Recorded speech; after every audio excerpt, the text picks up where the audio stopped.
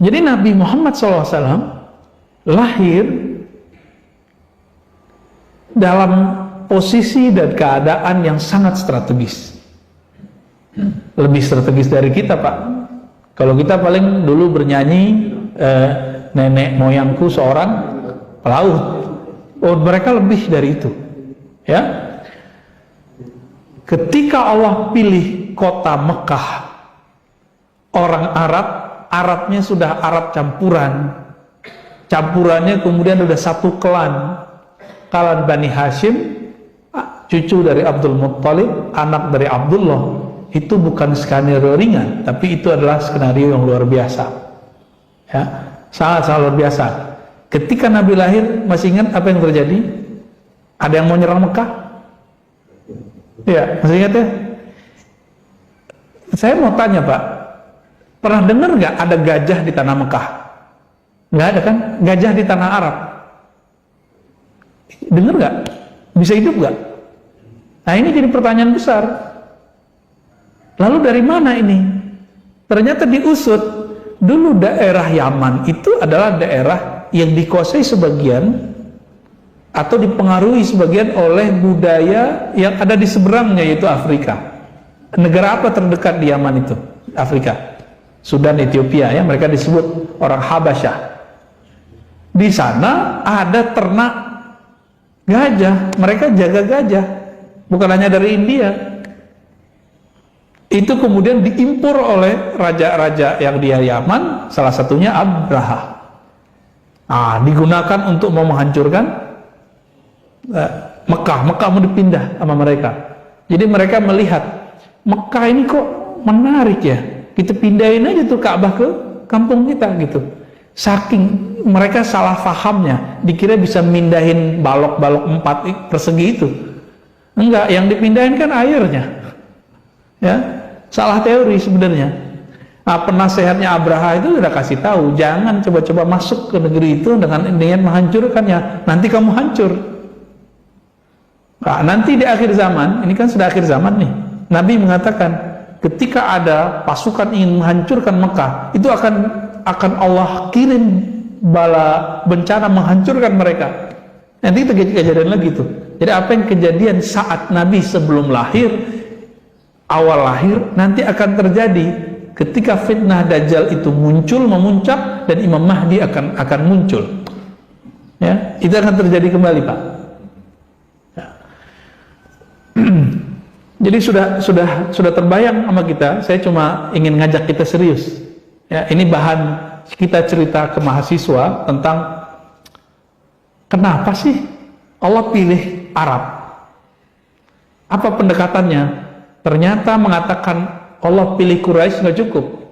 Ketika dilihat dari kacamata ekonomi, geografis, budaya, ada satu lagi, politik. Itu sangat menarik. Kita jadi mengatakan, Masya Allah, luar biasa.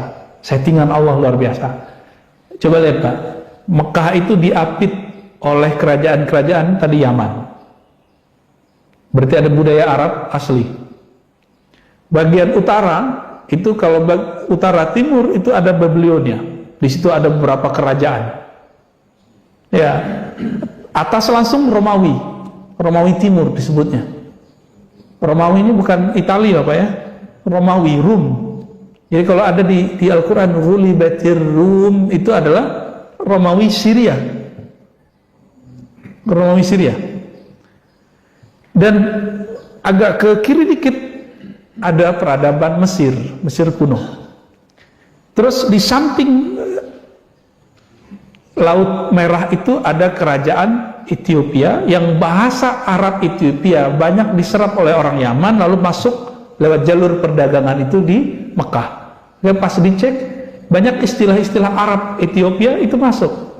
Bapak kalau mau belajar bahasa Arab bukan ke Mekah, Pak, sekarang.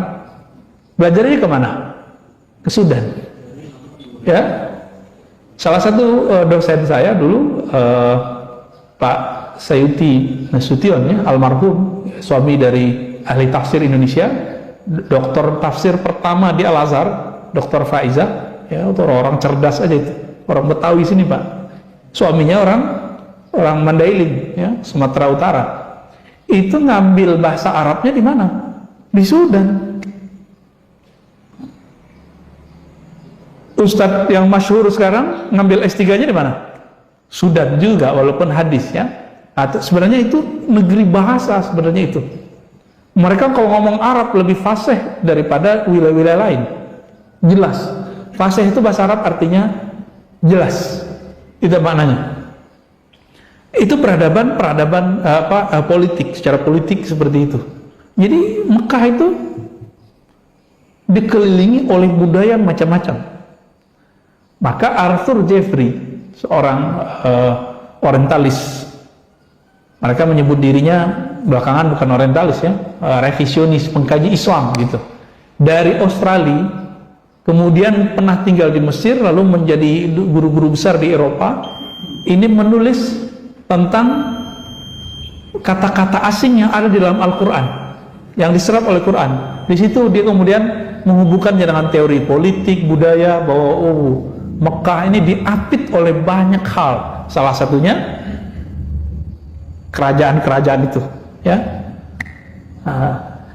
Berdasarkan ini, Bapak Ibu Saudara berkata Allah, kita mulai menyadari, ternyata Arabnya Nabi itu bukan seperti Arab yang kita bayangkan sekarang. Itu negeri luar biasa. Diceritakan Abraha ingin memperebutkan, itu hanya salah satu contoh bahwa negeri ini hendak diperebutkan. Ini salah satu muqaddimah dalam memahami kok seorang Nabi Muhammad SAW yang dipilih. Kira-kira seperti itu. Nabi Muhammad punya ayah Sayyid Abdullah punya ayah Abdul Muttalib, punya ayah, siapa nama ayahnya? Abdul Manaf, ya, Hashim dulu ya, bin Hashim bin Abdul Manaf bin Qusay, terus ke atas Adnan. Maka orang Arab itu disebut Adnani, Bani Adnan. Maka salah satu nama Nabi adalah walad Adnan. Abdul Muttalib itu adalah orang yang berdoa, naik beliau ke atas gunung, bukit-bukit yang ada di sekitar Ka'bah itu.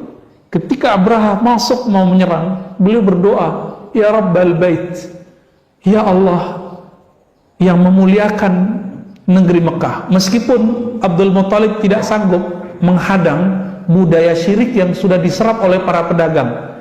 Di sini juga nih jahiliyah kalau diterjemahin apa Pak? Kebodohan Arab pranabi. Mereka itu waktu datang ke daerah Suria, itu di pasar-pasar Suria ada tempat-tempat ibadah menyembah berhala. Karena yang nyembah berhala itu wong kaya gitu ya, orang kaya bukan main. Akhirnya dia mikir, oh kalau mau kaya, mau keren, kita sembah berhala gitu Pak. Abdul Muttalib nggak masuk karena kita udah teliti, kakek-kakek, ayah-ayah Nabi itu nggak ada satupun yang musyrik. Satupun nggak ada yang musyrik. Di zaman tidak ada Nabi, mereka nggak musyrik. Kecuali oleh orang Syiah. Bagi orang Syiah, Abdul Muttalib itu Nabi, Pak. Ini bocoran aja ya. Bagi kita enggak. Kita hanya mengatakan mereka agamanya Hanif. Hanif itu artinya tidak menyekutukan Allah di saat tidak ada para Nabi. Dakwahnya nggak nyampe ke sana. Saya mulai paham itu ketika membaca kisah Salman. Bapak saudara yang makan Allah, Salman itu ketemu Nabi umurnya udah berapa Pak? Ya. Imam Zahabi sebutkan dua riwayat, 350 tahun sama 250 tahun. Mungkin nggak tuh? Mungkin aja ya. Saya punya guru qiraat meninggal umur 150, kakek guru kita. Jadi guru saya punya gurunya ini punya ayah. Ayahnya umurnya 150 tahun baru meninggal, orang Sumatera sana. Saya pikir-pikir, oh mungkin juga ya. Salman Al-Farisi, Salman orang Persia. Persia Iran sekarang. Iran sekarang itu kita sebut Persia. Ternyata dulu adalah anak Kiai Majusi. Majusi nyembah apa? Api. Ya, bukan main mercon terus jadi Majusi, enggak Pak ya. Kalau ada orang tahun baru main api, dia mengikuti budaya yang nggak bener, tapi dia nggak akan jadi Majusi. Ya, orang main trompet nggak akan menjadi Kristen atau Yahudi, karena untuk masuk Kristen lahir itu harus dibaptis dulu. Jadi meme tentang menganut 3 agama sekaligus, ya bagi saya itu kebodohan yang terstruktur ya, yang tersebar. Kita nggak suka dengan tradisi mubazir itu, tapi jangan konyol, jangan jahil. Mau menolak sesuatu ya harus dengan ilmu, gitu. Salman Al-Farisi ini umurnya anggap saja 250 tahun. Ternyata beliau sudah ketemu dengan pendeta Yahudi, lalu pendeta Yahudi bilang, kamu ikutin pendeta berikut ini nih. Oh, ternyata ketemu Nasrani. Ketika mau meninggal, pendeta Nasrani mengatakan, ini sudah datang zamannya Nabi yang di akhir zaman Allah lahirkan. Jadi keanggap 250 tahun pas meninggal. Berarti umur 200-an beliau udah 200-an, Nabi baru lahir secara biologis. Itu Pak. Apa kata si gurunya? Kamu datanglah ke negeri yang banyak kurmanya, nanti kamu akan ketemu Nabi akhir zaman. Dibacakanlah kitab Injil dan Taurat yang mereka punya. Ini versi Salman. Makanya Salman kemudian pergi ke Madinah Pak. Tapi apa cerita lucunya? Betapa jahiliyahnya orang Arab saat itu. Salman udah nabung. Dia ada bilang, mana di antara kalian orang Arab? Ngomonglah, saya nggak usah sebut nama siapa orang Arab ini. Saya gitu. Nah, disebutkan di situ fulan, tapi riwayatnya tidak terlalu kuat. Di tengah jalan orang Arab itu karena pebisnis, barang apa aja yang kelihatan sama dia dijadiin duit. Apalagi orang bisa dijual. Salman Pak dijual sama dia. Ketemu di jalan, dia bilang, saya punya budak nih. Salman bingung, kok saya disebut budak ya? Akhirnya dijuallah Salman ke orang Madinah. Yang penting Salman nyampe di Madinah, begitu kata orang Arab. Jadi Arab ini polos juga. Yang penting lo nyampe di Madinah. Mau cara dijual mau apa, nyampe. Bener Pak, nyampe di sana jadi budak. Maka Salman ini dapat cerita dari gurunya, dari kitab Injil Taurat yang dipelajari, versi dia nih ya, bahwa ciri Muhammad itu banyak, salah satunya tidak mau makan sedekah. Maka ketika terdengar, udah lama ditinggal di Madinah, gak kunjung-kunjung datang. Jadi di setiap kali selesai kerja, dia ngeliatin ke arah Mekah. Kapan ada orang mau datang nih dari Mekah? Betapa rindunya Salman Al-Farisi. Gak tahan hatinya untuk ingin ketemu Rasulullah Sallallahu Alaihi Wasallam. Salman Al-Farisi, gak kuat kita Pak. Betapa beliau menunggu ratusan tahun ingin ketemu Nabi, dijadiin budak oleh Arab jahiliyah, bayangin coba. Tapi nyampe. Ketika dia mendengar ada Muhammad bin Abdullah sampai di kota Mekah, sampai di kota Madinah, maka dia buatlah lalakon. Apa lalakon beliau? Ayo cari makanan, kasih ke Muhammad, kasih tahu ke dia, ini sedekah buatmu hai Muhammad. Langsung Nabi kasih ke Abu Bakar, Abu Bakar makan.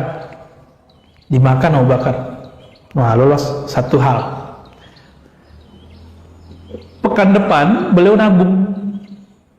Budak nggak bisa punya duit. Belilah roti, dibawa ke sana. Hai Muhammad, aku ada hadiah untukmu. Langsung dimakan oleh Rasulullah Sallallahu Alaihi Wasallam. Selesai makan, itu beliau terharu ya. Wah, hadiahku dimakan. Benar nih ketemu orangnya. Jadi beliau nggak nguji dengan pertanyaan, ngujinya dengan ini. Ini sopannya Salman Al-Farisi. Sopannya Salman Al-Farisi. Betapa girang hatinya, dia kemudian menjabat tangan Nabi. Ya Muhammad, asyhadu annaka Rasulullah Sallallahu Alaihi Wasallam. Aku bersaksi engkaulah Rasulullah. Kalau dia sudah la ilaha illallah, tinggal Muhammadur Rasulullah. Saya nggak bisa bayangkan saat itu bagaimana terharunya Salman Al-Farisi. Sangat-sangat terharu. Salman itu menyaksikan pra-nubuwat, pra-bi'asah kerasulan Sallallahu Alaihi Wasallam. Maka dengan ini Bapak Ibu Saudara Allah, kebayang sudah jahiliyahnya Arab. Apa aja barang dijual sama dia, orang jadi jual ya.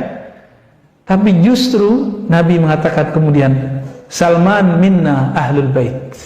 Salman dari kami, Salman adalah ahlul baitku. Nabi menyebut ahlul bait artinya kan keluarga. Keluarga.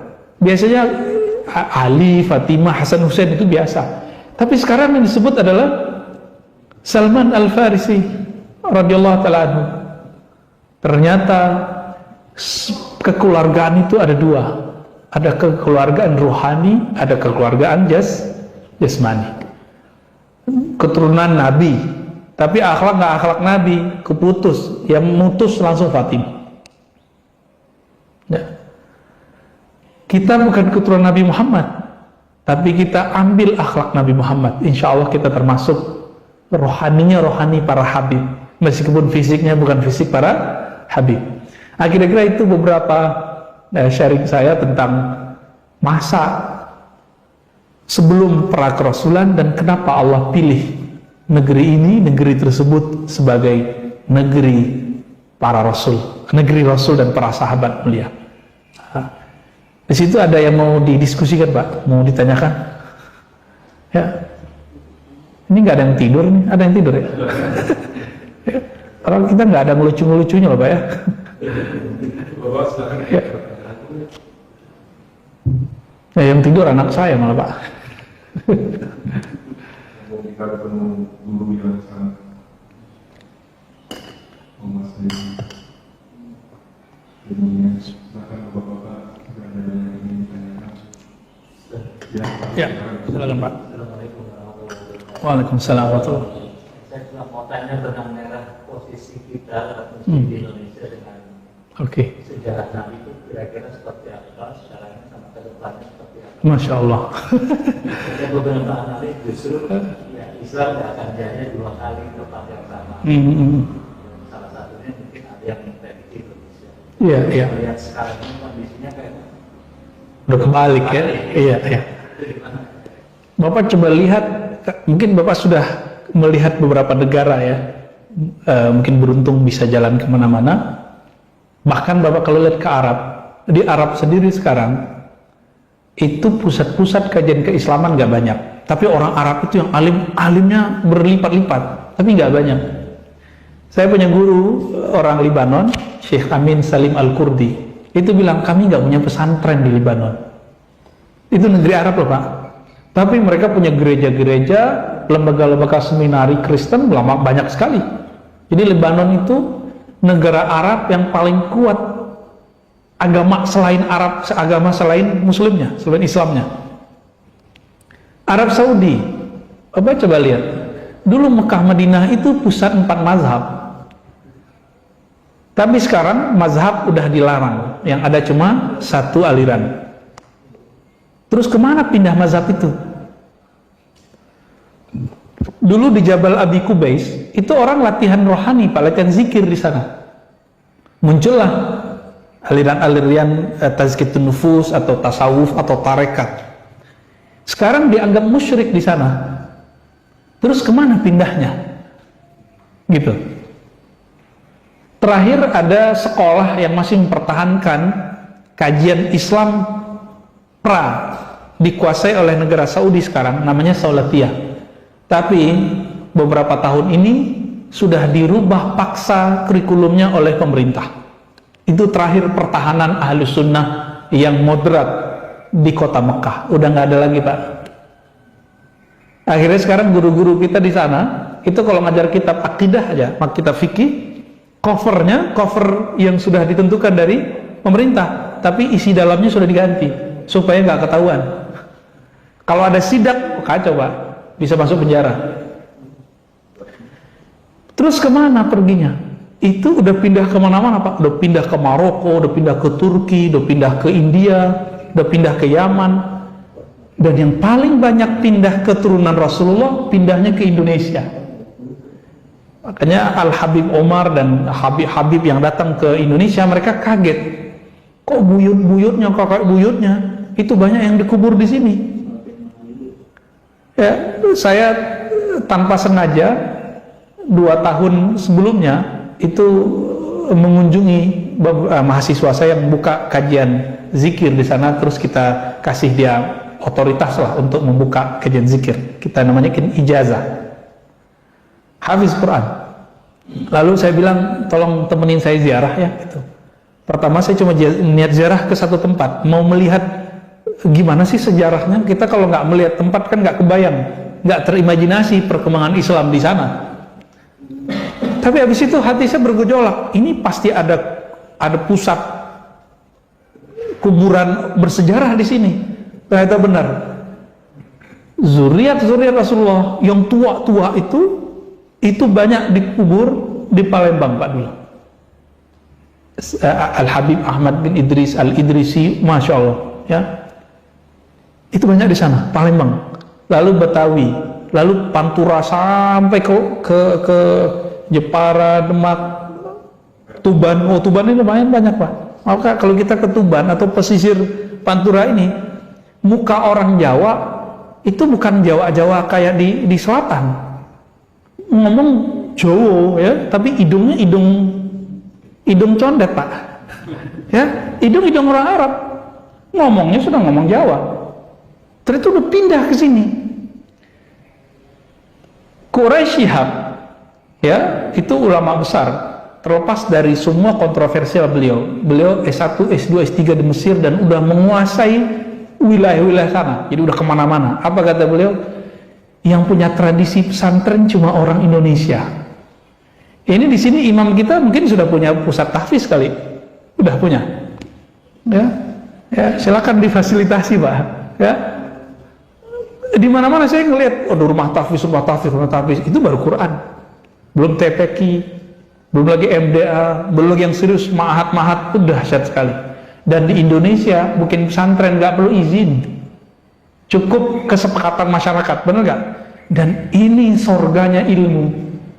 Kita nggak ketemu di belahan manapun sekarang di dunia seperti Indonesia. Kita bersyukur. Negeri jiran aja, Pak, kita kalau mau buat apa harus ada backingan. Kalau nggak bisa dibubarkan. Agak berat tantangan teman-teman kita di tetangga-tetangga, apalagi di Saudi. Bapak buat pengajian begini di Saudi, digerebek sama polisi syar'i. Polisi syar'i tapi nggak nyar'i. Ya, dulu kejadian 2002, sekolah perempuan kebakaran. Orang Malaysia kan pakai cadar. Ya, udah jadi budaya agama.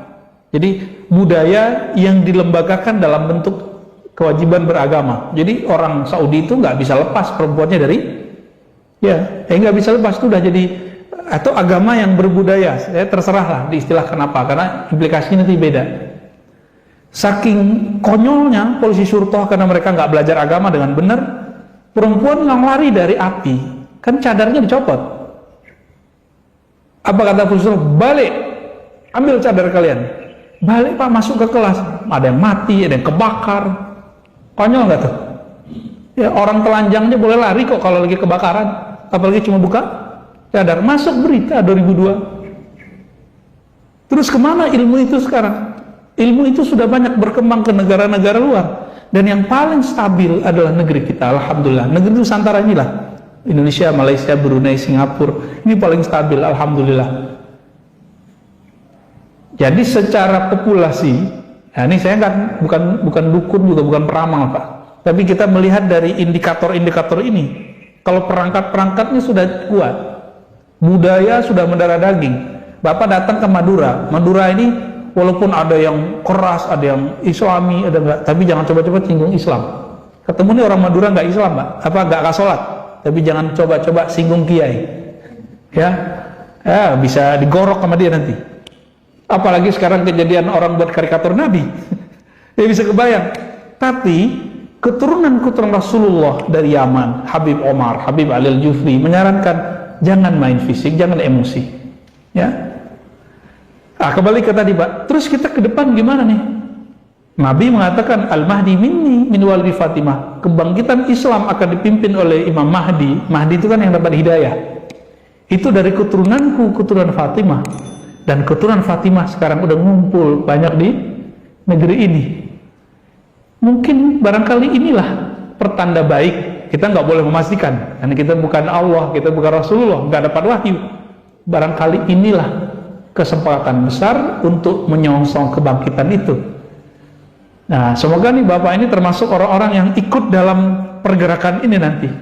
Ya, kan kita nggak tahu nih, apakah Bapak ketemu zamannya atau nggak? Nggak tahu kan? Siapa tahu besok meninggal kan? Ini kalau dunia resesi, apa yang kejadian Pak nanti? Krisis ekonomi di mana-mana, tuah negara hilang, batas teritorial antar negara semu. Maka koloni-koloni besar yang ingin menguasai dunia ini akan memenuhi dunia dengan kezaliman. Mereka yang disebut tentara Dajjal. Dan Nabi mengatakan ciri-ciri Mahdi akan keluar. Imam Mahdi keluar, hadis sahih. Apabila bumi dipenuhi dengan kezaliman, maka tunggu Mahdi akan muncul membawa perdamaian dan keadilan. Kapan itu? Wallahu a'lam bishawab. Ya, kita serahkan ilmunya kepada Allah. Nah, kalau beliau sudah ada sekarang, kita nggak akan kenal dengan mudah, Pak. Kenapa? Nabi mengatakan yuslihullahu fi lailah. Nabi Muhammad saja Allah sembunyikan, Allah buat lalakon kepada Nabi Muhammad. Jadi tukang jaga ternak, pedagang, ya kan? Tinggal di tempat Halimah Sa'diyah. Itu semua lalakon semua, Pak. Supaya orang nggak kenal siapa namanya Muhammad, Rasulullah, calon Nabi. Begitu juga nanti Al-Mahdi itu. Mungkin ada di negeri kita, negeri mana, ya kelihatan sama orang. Sampai nanti Allah islah, baru ketahuan. Dan semoga negeri kita siap untuk menyambut itu. Ya, dan ini bukan cerita dongeng, hadis-hadisnya sahih. Ya, baik. Ada pertanyaan gimana? Nah, kita ringkas-ringkas saja, Pak. Pertanyaan dikit, kita jawab dikit. Kira-kira apa Rasulullah menurunkan Muhammad di Arab? Sallallahu alaihi wasallam. Pakai bahasa Arab misalnya. Iya, pakai bahasa Arab ya. Yang kedua, kan Islam turun di Arab, pasti tidak bisa memisahkan budaya. Bagaimana memisahkan budaya? Oke. Abu Jahal, Abu Lahab orang Arab kan? Tapi Nabi Muhammad gak ikut budaya Arabnya Abu Jahal. Nabi Muhammad itu anti mainstream. Di saat budaya orang Arab, kalau bersumpah billat wal uzza, demi berhala dewa Lata dan Uzza, Nabi Muhammad nggak mau, billah, demi Allah. Ketika orang di hari-hari tertentu datang menyembah dan memberikan sesajian untuk Lata, Uzza dan 360-an berhala, Nabi Muhammad ikut nggak? Enggak, Nabi Muhammad malah nyepi di berkhalwat di Gua Hira. Anti mainstream. Tapi Nabi Muhammad SAW tidak pernah kemudian berbenturan langsung sampai ada perintah dari Allah. Gitu. Bahkan beliau menjadi tokoh. Ada skenario beliau menjadi Al-Amin, orang yang terpercaya, ya kan? Bisa nyelesain konflik Hajar Aswad. Lalu apa rahasianya kira-kira kok dipilih Arab bukan Indonesia? Pertama tadi setelah paham itu Bapak, Arab itu negeri yang kita harus survive, maka Islam itu harus survive. Negeri kita kan santai ya, mohon maaf, kita santai-santai aja bisa makan 3 kali sehari, Pak, ya kan? Orang pandemi begini kita nggak pernah kekurangan minyak, minyak goreng, salad, saus. Di luar negeri salad saus sudah mulai mahal, Pak, ya, karena ketahan sama orang Indonesia, nggak diimpor, nggak diekspor.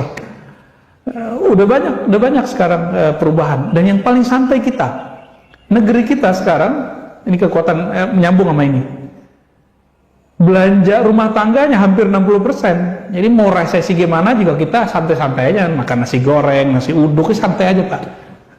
Ini kabar gembira, biar gak terlalu horor, Pak, memahami berita-berita resesi dan krisis ini. Nah, kembali ke yang tadi, kenapa Arab? Tadi itu, ya, strategis. Jadi setelah disebutkan itu survive, maka itu strategis. Karena dia strategis, udah campuran sekian bahasa, bahkan Imam Suyuti menyebutkan 11 bahasa yang sudah diserap dalam bahasa Arab. Mulai bahasa yang tua, namanya bahasa Aramaik, bahasa Nabatian, bahasa Ethiopia lama, bahasa Rum, bahasa Greek, bahasa Hind, termasuk Melayu itu disebut bahasa Hind dulu. Akhirnya bahasa Arab itu bisa dibaca, bisa dilafazkan oleh negara mana saja, bangsa mana saja. Kita nih bapak ini kan kebanyakan, mohon maaf ya, nggak bisa bahasa Arab kan, tapi kok baca Qurannya fasih, itu orang Arab bingung loh pak. Bingung, orang Arab sendiri nggak sepasih bapak mungkin baca Al-Qurannya. Mungkin ya, gitu saya sendiri denger lah, imam-imam di sana itu ada yang hancur-hancuran juga banyak. Cuma makhorijul hurufnya mereka udah oke. Ainnya itu pas ya, kelihatan kan susah baca ain ya. Itu kira-kira. Nah, kenapa dipilih Arab, bahasa Arab? Karena bahasa Arab itu bahasa yang paling banyak mengalami perubahan-perubahan, yang perubahan itu sekarang sudah menjadi permanen. Ada yang disebut tasrif. Nanti belajar tamyiz.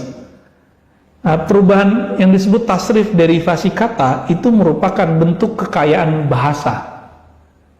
Orang bisa dialog dengan bahasa, ya kan? Maka boleh disebut mukjizatnya Nabi adalah mukjizat lughah, mukjizat bahasa.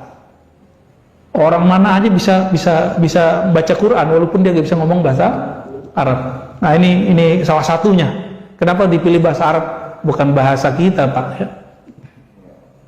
Arab itu kalau ketemu mereka bahasanya sudah sama. Jadi bahasa Arab dulu di zaman itu mirip kayak bahasa Melayu di kita, bahasa pemersatu. Dan kita beruntung bahasa Arab itu dulu pernah menjadi seperti bahasa Inggris sekarang. Bahasa Inggris itu bahasa internasional. Sekarang kan di PBB masih ya. Nah, tapi dulu orang kalau nulis tentang ilmu kedokteran itu nulis pakai bahasa Arab, walaupun dia Yahudi. Ibnu Maimun, murid Ibnu Rus, itu nulis filsafat dan kedokteran itu pakai bahasa Arab. Padahal dia bukan Islam. Yohana macam-macam ya. Ya, itu pakai bahasa Arab. Nah, ini rahasianya sebenarnya. Nah, maka di luar sana, di barat sekarang banyak pusat Ibnu Sina Center apa gitu. Nah, itu kita lihat dari hal-hal ini. Ya, lanjut.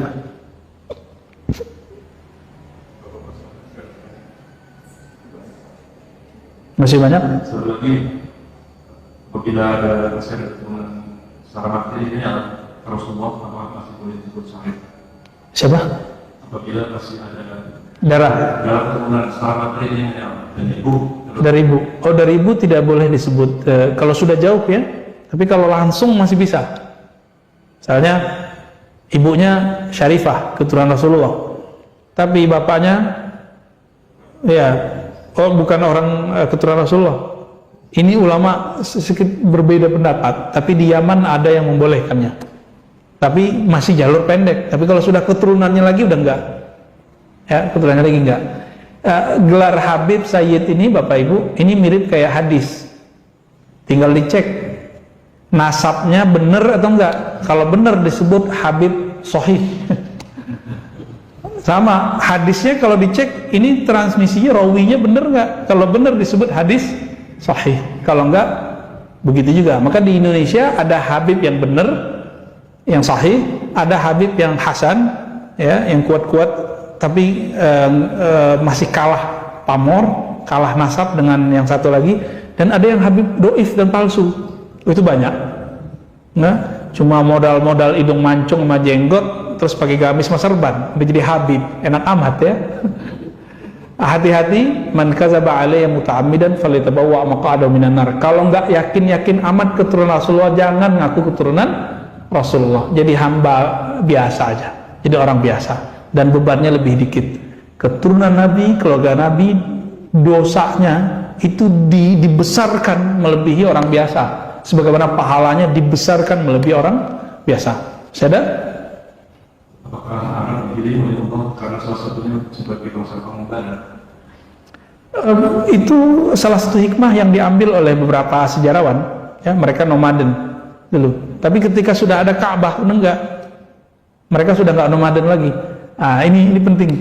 Sejarah nomadennya Arab itu berhenti ketika Zam-Zam sudah ditemukan oleh mereka.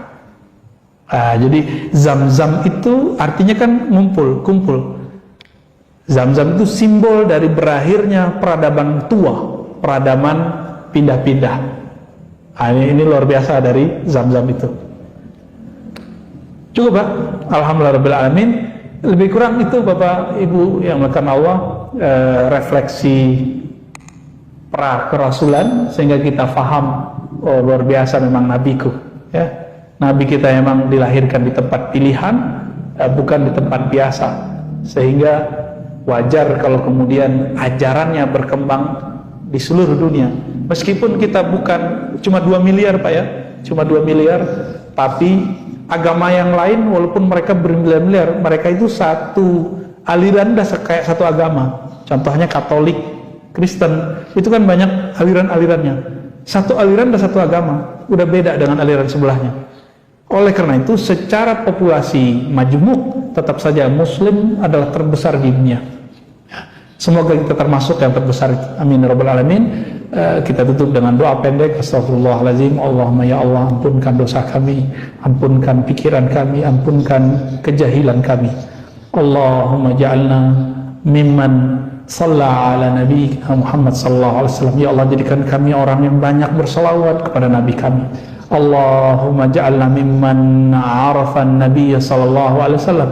Ya Allah, jadikan kami orang yang betul-betul mengenal Nabi Muhammad sallallahu alaihi wasallam. Jangan jadikan kami seperti Abu Jahal, Abu Lahab yang melihat Muhammad bin Abdullah tapi tidak melihat Muhammad Rasulullah. Allahumma ya muqallibal qulub, tsabbit qulubana ala dinika wa ta'atik. Ya Allah, jika Engkau telah masukkan iman ke dalam hati kami, tolong tetapkan semua itu, hidupkan kami dalam ketaatan dan wafatkan kami dalam husnul khatimah. Rabbana atina fid dunya hasanah wa fil akhirati hasanah wa qina adzabannar. Sallallahu alaihi Muhammad walhamdulillahi rabbil alamin. Assalamualaikum warahmatullahi wabarakatuh.